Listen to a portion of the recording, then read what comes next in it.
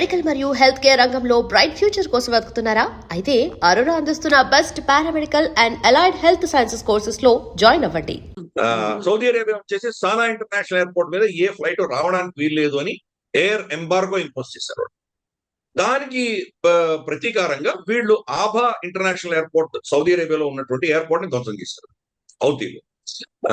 తర్వాత దీన్ని ఎస్కలేట్ చేస్తూ మీరు సానా ఇంటర్నేషనల్ ఎయిర్పోర్ట్ మీద ఉన్నటువంటి ఈ యొక్క ఏదైతే మీరు దాని మీద ఆంక్షలు పెట్టారో, నో ఫ్లై జోన్ పెట్టారో, దాన్ని మీరు ఎత్తేయకపోతే మీ షిప్లన్నీ మేము ఇక్కడ ఆపేస్తామని చెప్పి ఎదురుస్తారు. కానీ దాంట్లో క్యాలిబ్రేటెడ్ చెప్పారు. ఏమంటారు, సౌదీ షిప్లు మాత్రమే మేము పర్మిషన్ ఇవ్వమని చెప్తున్నారు.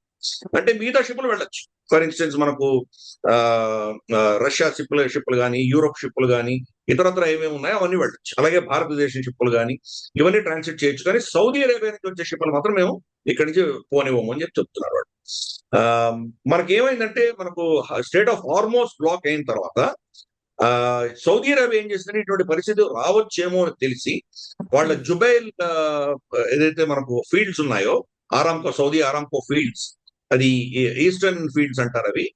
అది ఇరాన్ చాలా దగ్గరగా ఉంటాయి. అది పర్షియన్ గల్ఫ్ నుంచి అక్కడి నుంచి బయటికి రావాలి.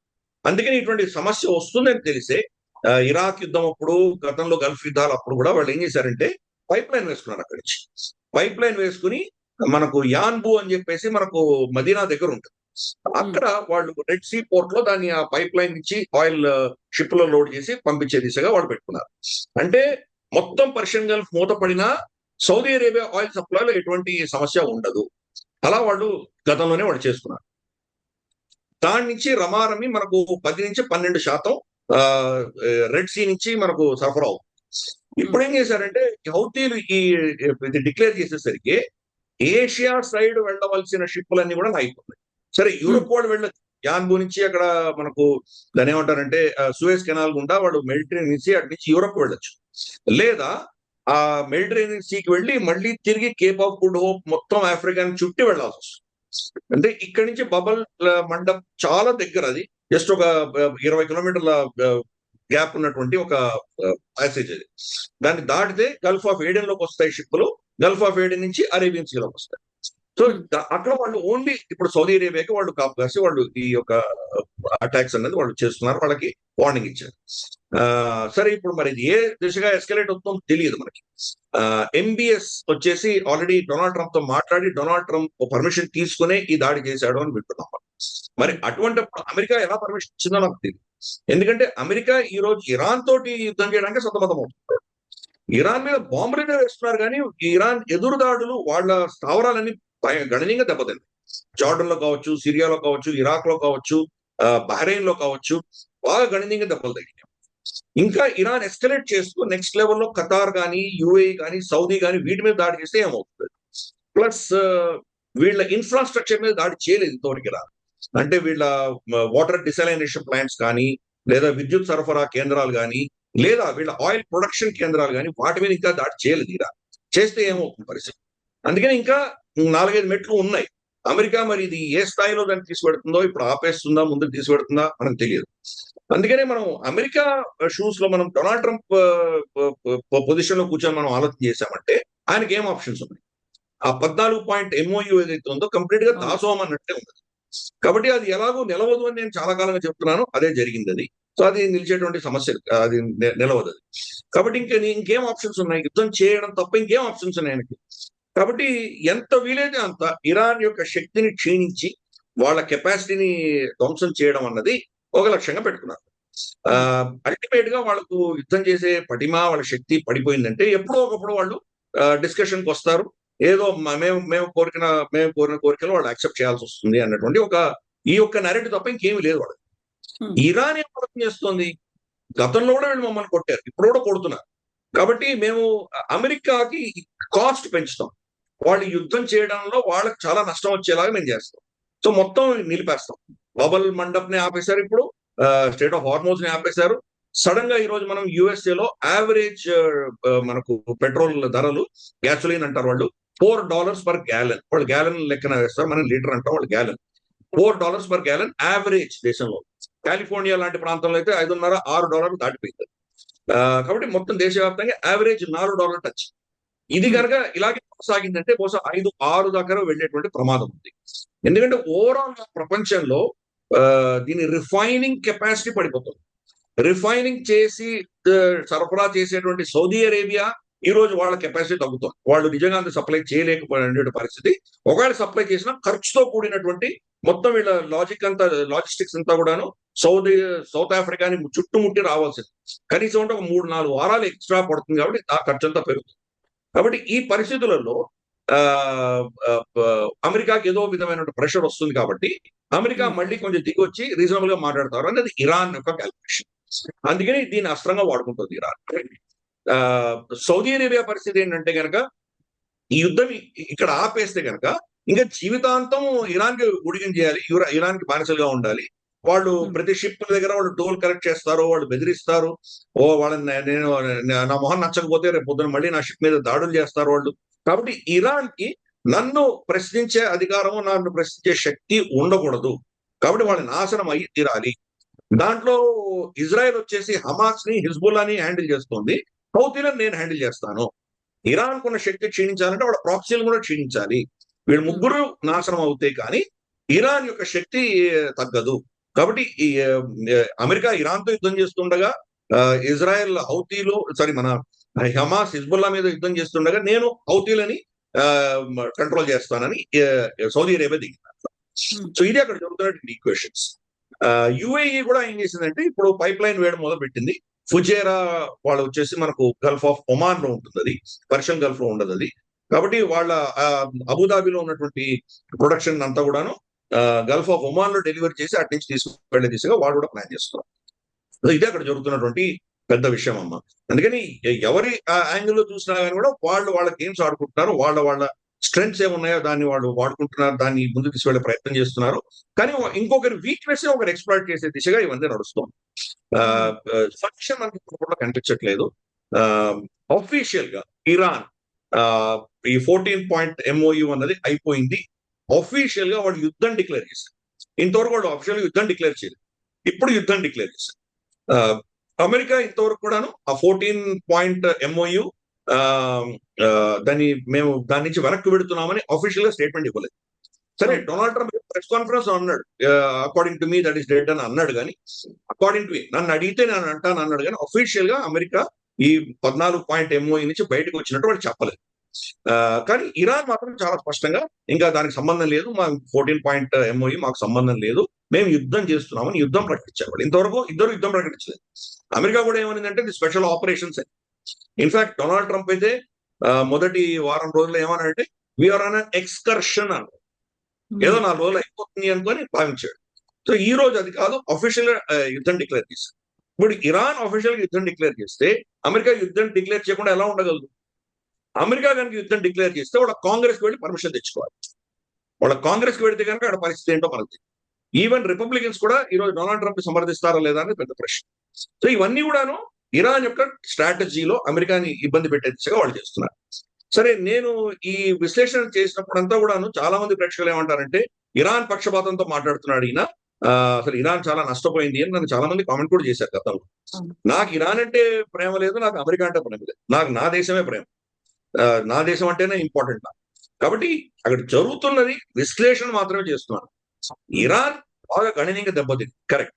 కానీ వాళ్ళు దెబ్బలు తగిలించుకొని తట్టుకునేటువంటి ఒక నైజం బిల్డప్ చేసుకున్నారు. వాళ్ళు షహాదత్ అన్నది వాళ్ళ నరనరాల్లో ఉన్నది. ఎందుకంటే షియాలు వాళ్ళకి తెలుసు, కర్బలా మైదాన్లో ఇమాం హుసేన్ చనిపోయారు, వాళ్ళని చంపేశారు అన్నది వాళ్ళకు ప్రతి మొహర్రం అప్పుడు కూడా ఎలా వాళ్ళు రక్తం కార్చుకుంటూ వాళ్ళు అవన్నీ కూడా ర్యాలీలు చేస్తారో మనకు తెలిసిన విషయం.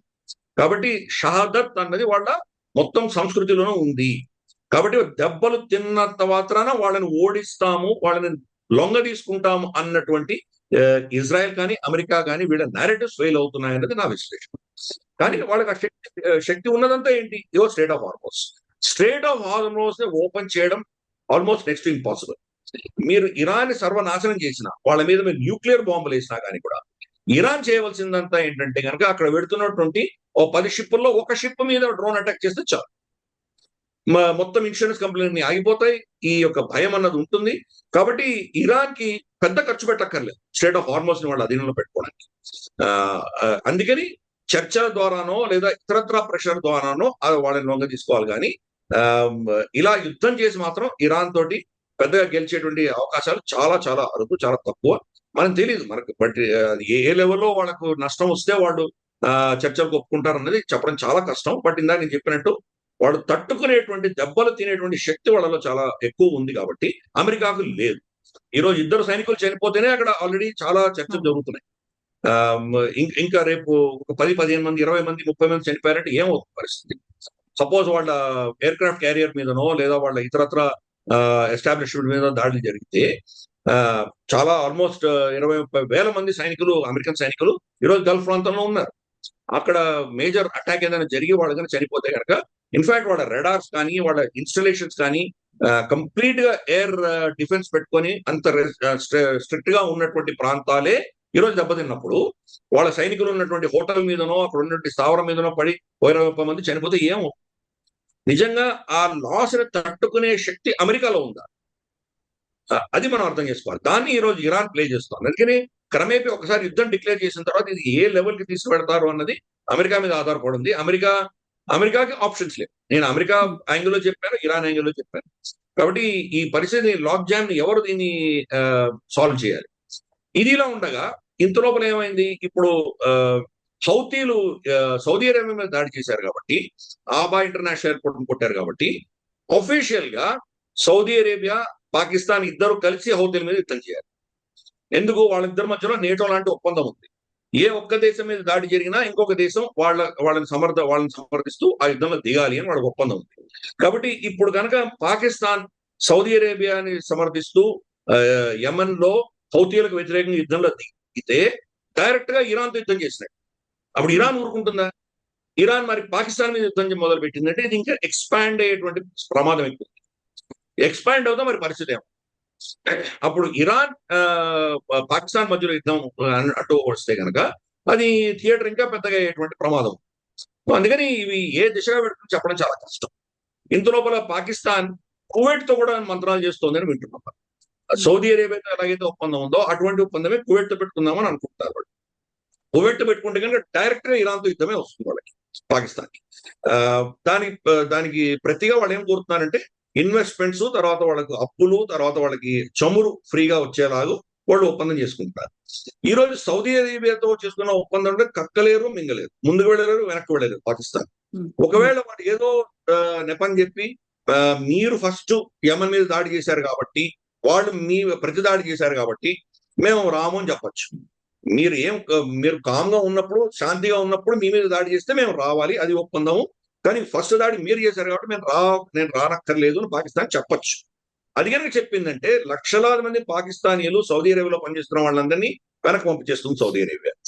ప్లస్ సౌదీ అరేబియా ఇచ్చిన అప్పులన్నీ వెనక్కి అడుగుతుంది. యుఏఈ ఎలా అయితే అడిగిందో అలా సౌదీ అరేబియా కూడా అడుగుతుంది.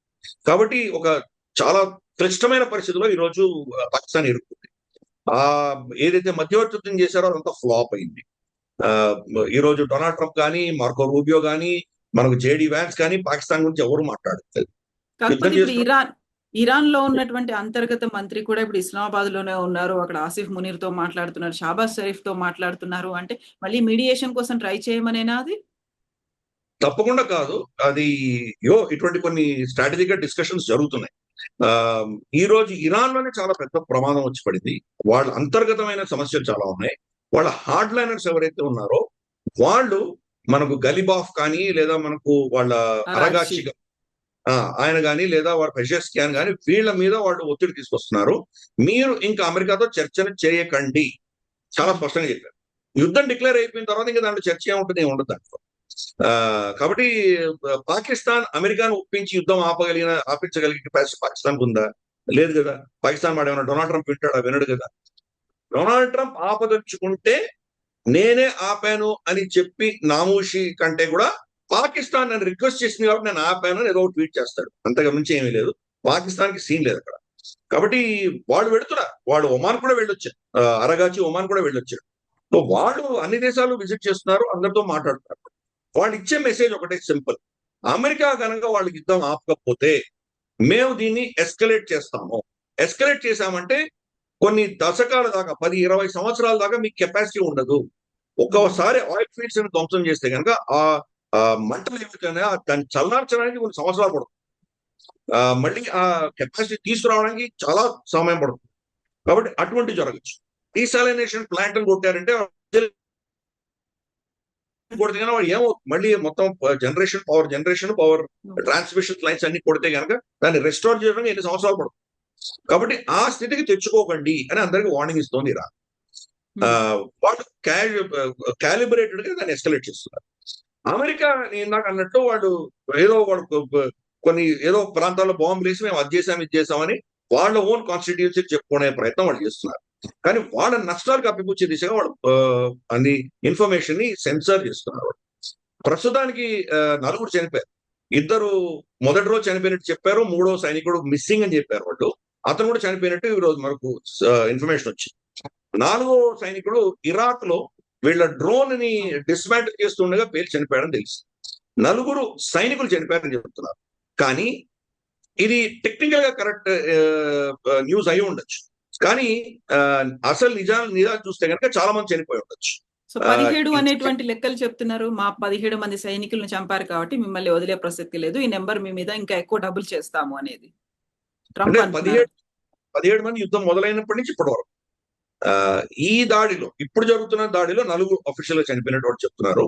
కానీ 4 సైనికులు మాత్రం, మిగతా వాళ్ళు కాంట్రాక్టర్స్ చనిపోతే కానీ అది సైనికులు చనిపోయినట్టు కాదు కదా. కాంట్రాక్టర్లు అంటారు, వాళ్ళ అమెరికన్ ఆర్మీ అంతా కూడా కాంట్రాక్టర్స్ అంటారు. ఫర్ ఇన్స్టెన్స్ అక్కడ ఎయిర్పోర్ట్ లాజిస్టిక్ హ్యాండ్లింగ్ ఎవరో కంపెనీకి ఇచ్చేస్తారు. అక్కడ మిజైల్స్ ని, ఈ షెల్స్ ఇవన్నీ ఎయిర్ క్రాఫ్ట్ లో లోడ్ చేయడము, తర్వాత మన ట్యాంకుల్లో లోడ్ చేయడము, వాళ్ళకి పెట్రోల్ పోయడము, దాన్ని సర్వీస్ చేయడము, రిపేర్ చేయడం, ఇవన్నీ యంత్రాంగం ఏదైతే ఉంటుందో అదంతా సైన్యం చేయదు, సైన్యం ఎవరికో అవుట్ సోర్స్ చేస్తుంది. వాళ్ళు చనిపోతే కదా సైనికులు చనిపోలేదు కదా, అందుకే వాళ్ళు చెప్పకపోవచ్చు. సో ఇటువంటివి ఉన్నాయి. సో ఇరాన్ తర్వాత అల్ జజీరా వీళ్ళందరూ ఏమంటున్నారంటే 4 కాదు ఇంకా చాలా పెద్ద సంఖ్యలో చనిపోయారు వీళ్ళు అంటున్నారు. 100 పైచిలకు ఈరోజు గాయాలు తగిలిన వాళ్ళకు అని మనకు తెలుస్తుంది. ఈ కాస్ట్ ఎస్కలేషన్ పెరిగే కొద్దీ అంటే వాళ్ళ ప్రజలు, వాళ్ళ సైనికులు చనిపోయే కొద్దీ, ఇంకా ఎక్కువ మంది చనిపోయే కొద్దీ అమెరికా మీద ప్రెషర్ పెరుగుతుంది. సో అందుకని ఈ పరిస్థితిలో ఎవరు గెలుస్తారని చెప్పడం చాలా కష్టం. ఎవరు గెలవరు, అందరూ ఓడిపోతారు. ప్రపంచం దానికోసం వెయిట్ చేయట్లేదు. మొదటి 1-2 నెలలు కష్టపడ్డారు అందరూ కూడాను. ఏప్రిల్ కాగానే ప్రత్యామ్నాయం చూసుకుంటున్నారు. ఇందాక నువ్వు చెప్పావు కదమ్మా, 20% మనకు ఇక్కడి నుంచి వస్తుంది, ఓ 10%, 12% మనకు ఇక్కడి నుంచి వస్తుంది.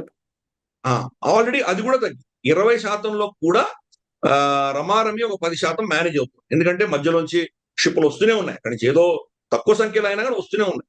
కాబట్టి ఒక 10-12% అక్కడ మనకు దెబ్బ తగ్గింది. ఇక్కడ మనకు స్టేట్ ఆఫ్ హార్మోస్ లో యావరేజ్ గా 10% మనకు ప్రపంచవ్యాప్తంగా సప్లైస్ 10% దెబ్బతిన్నాయి స్టేట్ ఆఫ్ హార్మోస్ లో. ఇక్కడ ఇందాక నేను చెప్పినట్టు యాన్బో నుంచి వాళ్ళు via Suez canal Europe supply వాళ్ళు కంటిన్యూ చేయొచ్చు వాళ్ళు. కాబట్టి మొత్తం అక్కడ ఉన్నటువంటి 12-13% ఏదైతే ఉందో అది మొత్తం దెబ్బతినదు. బహుశా ఒక 6-7% మాత్రమే దెబ్బతింది. అంటే రమారమి 17% ప్రపంచంలో 17-18% చమురు ఈరోజు దెబ్బతింటుంది. కానీ ప్రపంచం ఊరుకోలేదు కదా, ప్రత్యామ్నాయం చూసుకుంటున్నారు. మనకు 85% ఖతార్ నుంచి వచ్చేది వంట గ్యాస్. ఈ రోజు ఖతార్ నుంచి మనకి ఏమీ రావట్లేదు. మన ఇంట్లో మరి సిలిండర్లు దొరుకుతున్నాయి కదా, అంటే ప్రభుత్వం ఏదో చేసి ఉండొచ్చు కదా, అది మనం అప్రిషియేట్ చేయాలి. మనకు మొత్తం ప్రపంచంలో భారతదేశం ఏకైక దేశము 2 శత్రు దేశాల నుంచి లార్జెస్ట్ క్వాంటిటీ మనం ఇంపోర్ట్ చేసుకుంటున్నాం. ఒకటి రష్యా నుంచి ఆయిల్ ఇంపోర్ట్ చేసుకుంటున్నాము, క్రూడ్ ఆయిల్. అమెరికా నుంచి గ్యాస్ ఇంపోర్ట్ చేసుకుంటున్నాం. అమెరికా నుంచి, కెనడా నుంచి, Latin America, Brazil, Chile, Argentina ఇక్కడి నుంచి, అలాగే మనకు నైజీరియా నుంచి, ఇతరత్ర ప్రత్యామ్నాయాలు చూసుకున్నాం. ఆఫ్ కోర్స్ రష్యా నుంచి ఆయిల్ ఇంకా ఇంక్రీజ్ చేశాం. వెనిజువేలా కూడా ఉంది. వెనిజువేలా లాగా ఉంది మనకి. అది ఆఫ్ కోర్స్ వెనిజువేలా అంటే అమెరికానే అనుకోవాలి, ఎందుకంటే మనం అది చాలా ఒక కరప్షన్ లో పరాకాష్ట అని చెప్పొచ్చు. అది వెనిజువేలా నుంచి వచ్చేటువంటి చమురుకు మనం వెనిజువేలాకి పే చేయం. ఒక ఇంటర్నేషనల్ బ్యాంక్ అకౌంట్ పే చేస్తే ఆ బ్యాంక్ అకౌంట్ లో నుంచి ప్రతి బ్యారెల్ కి కొన్ని డాలర్లు డొనాల్డ్ ట్రంప్ తన కుటుంబం తీసేసుకుంటారు. మిగతా దాంట్లో వాళ్ళ ఖర్చులు మినహాయించి వెనిజువేలాకి ఓన్లీ కొంత పోర్షన్ మాత్రమే పంపిస్తారు వాళ్ళు. కాబట్టి మనం వెనిజువేలాకి పే చేయట్లేదు. అదే పరిస్థితి ఇరాక్ కూడా అంతే. ఇరాక్ లో ఆయిల్ మనం కొన్నామంటే అంతా అమెరికాకు వెళ్ళి, అమెరికా వాళ్ళు ఏ బ్యాంక్ లో వేయమంటే ఆ బ్యాంక్ లో పైసలు వేయాలి. దాంట్లో ఇరాక్ వాళ్ళు ఎంత ఇవ్వదలుచుకున్నారో అంత ఇస్తారు, మిగతా అంతా అమెరికా తీసుకుంటారు. అదే ఫార్ములా వెనిజువేలాలో కూడా. సో కాబట్టి ఈ పరిస్థితులలో ప్రపంచం అంతా ప్రత్యామ్నాయాలు చూసుకుంటారు. అందుకనే మనం ఈరోజు చూస్తే కనుక ఇక్కడ మన సనాయ్ తకాషి భారతదేశం ఎందుకు వచ్చారు ఆవిడ, మోదీ గారు ఆస్ట్రేలియా ఎందుకు వెళ్ళారు, వీళ్ళందరికీ కూడా అమెరికా నుంచి తర్వాత ఈ సంక్షోభం నుంచి ప్రత్యామ్నాయాలు కావాలి. ప్రత్యామ్నాయాలు కావాలంటే కనుక ఈ రోజు ప్రపంచంలో లార్జెస్ట్ మనకు చమురుని ప్రాసెస్ చేయగలిగినటువంటి కంపెనీ రిలయన్స్ పెట్రోకెమికల్స్ మనకు జామ్నగర్ లో ఉంది. ఈ రోజు ఈవెన్ రష్యా కూడా మనకు అంత చమురు వాళ్ళు సప్లై చేస్తున్నా కానీ కూడా ముడి చమురు వాళ్ళ రిఫైనరీస్ మీద యుక్రెయిన్ దాడి చేసి వాళ్ళు గణనీయంగా నష్టపోయారు కాబట్టి మళ్ళీ రిఫైన్డ్ పెట్రోలియం ప్రొడక్ట్స్ మన దగ్గర కొనుక్కుంటారు. వాళ్ళు అమెరికాకి సప్లై చేస్తున్నాము, యూరోప్ సప్లై చేస్తున్నాము, రష్యాకి సప్లై చేస్తున్నాము, ఈ రోజు ఆస్ట్రేలియా కావాలంటుంది, జపాన్ కావాలంటుంది. వీళ్ళందరూ కూడాను ఫినిష్డ్ పెట్రోలియం ప్రొడక్ట్స్ అంటే పెట్రోల్, డీజిల్, కెరోసిన్ ఇవన్నీ కూడాను భారతదేశం సప్లై చేస్తాం. మనం 85% ఇంపోర్ట్ చేసినా కానీ కూడా ఈ రోజు ప్రపంచంలో రమారమి 20-25% ఫినిష్డ్ పెట్రోలియం ప్రొడక్ట్స్ భారతదేశం ఇస్తాం. అందుకని ప్రత్యామ్నాయాలు అన్ని దేశాలు చూసుకుంటున్నాయి. ఈ అమెరికాను పక్కన పెట్టేసి ప్రత్యామ్నాయాలు చూసుకుంటున్నాయి. ఈ రోజు చూస్తే కనుక మనకి ఈవెన్ నేటో దేశాలు కూడాను ఫ్రెండ్స్ ఆఫ్ యుక్రెయిన్ అని చెప్పి 4 గెలిచారు. ఎవరు వాళ్ళు? జర్మనీ, ఫ్రాన్స్, మనకు యూకే, తర్వాత యుక్రెయిన్, ఈ 4 దేశాలు కలిసి. అఫ్ కోర్స్ కేర్ స్టార్మర్ ఇప్పుడు లేరు, ఆయన వెళ్ళిపోయారు. యాండీ బర్న్హామ్ ప్రైమ్ మినిస్టర్ అయ్యారు నిన్ననే. అంతకంటే ముందర 2 రోజుల ముందర కేర్ స్టార్మర్ కలిశారు. అంటే అమెరికాను పక్కన పెట్టి డైరెక్ట్ గా పుటిన్ తో మాట్లాడుకుందామని వీళ్ళు నిర్ణయించుకున్నారు. సో అందుకని క్రమేపీ అమెరికా చేస్తున్నటువంటి ఈ పిచ్చి చర్యల వల్ల ఈ గల్ఫ్ ప్రాంతంలో అమెరికాని ఐసోలేట్ చేసి అందరూ కూడా ప్రత్యామ్నాయాలు చూసుకుంటారు. బెంజమిన్ నెతన్యాహుని ఐసోలేట్ చేసేస్తున్నారు. బెంజమిన్ నెతన్యాహు వ్యతిరేకంగా విపరీతమైనటువంటి వారెంట్స్ ఉన్నాయి. యూరోప్ అందరూ అతని వ్యతిరేకంగా ఉన్నారు. మనకు అక్కడి నుంచి స్టేట్ ఆఫ్ జిబ్రాల్టర్ నుంచి వచ్చే షిప్పులు, మనకు ఇజ్రాయెల్కి వెళ్ళవలసిన షిప్పులన్నీ కూడాను స్పెయిన్ దాన్ని అరెస్ట్ చేస్తుంది. వాటిని వాళ్ళ అధీనం తీసుకుంటారు. వీళ్ళ ఎయిర్ క్రాఫ్ట్స్ ఏవి కూడాను ఇజ్రాయెల్ ఎయిర్ క్రాఫ్ట్స్ అటు స్పెయిన్, ఐబీరియన్ పెనిన్సులా మీద వెళ్ళడానికి వీల్లేదు. ఇటువంటి ఆంక్షలన్నీ విధిస్తున్నారు. సో ఓవరాల్ గా మనం ప్రపంచంలో సమీకరణలు మారుతున్నాయి, సప్లై చైన్స్ మారుతున్నాయి. ప్రపంచం ఎవరి కోసమో ఆగదు. ఈ సంక్షోభం కొంతకాలం ఉంటుంది, తర్వాత ప్రత్యామ్నాయాలు ఉంటాయి. అలాగే మనం మనకు 10 డిగ్రీ ఛానల్లో కూడా మనం చైనాకు దెబ్బ కొట్టి మనం కనుక ఆపగలిగితే కొంత నష్టం ఉంటుంది చైనాకు తప్పకుండా. కానీ చైనా అయితే ఊరుకోదు కదా, ప్రత్యామ్నాయాలు చూసుకుంటారు వాళ్ళు. కాబట్టి ఏదైనా కానీ కూడాను అస్త్రం అనేది కొంతకాలం వరకే మనం వాడచ్చు. దాన్ని ఒక స్ట్రెచ్, ఒక లిమిట్ దాటి మనం లాగామంటే కనుక తెగిపోతుంది.